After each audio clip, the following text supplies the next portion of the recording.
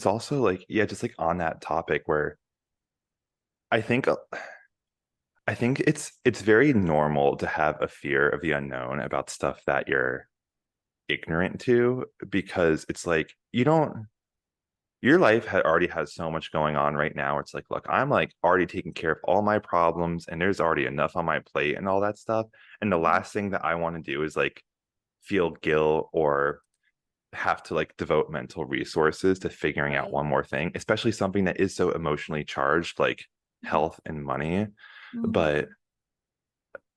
at the end of the day, I think something that is helpful to know for it is these areas are one of those things where it's kind of like your manager messaging you like, hey, do you have a sec? Like all of the fear is in the unknown, Yep. where once you actually confront the thing, you're just like, he literally just told me like, good job on this, or like, can you take care Right. of this tomorrow or something. Like it's never, the worst case scenario is never as bad as like what happens.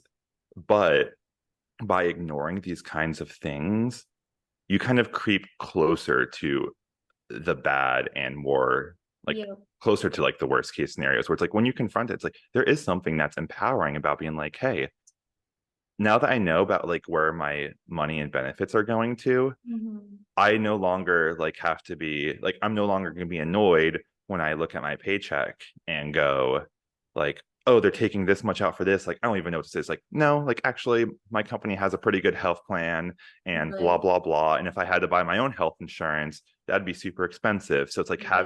being able to keep things into perspective like that is super helpful.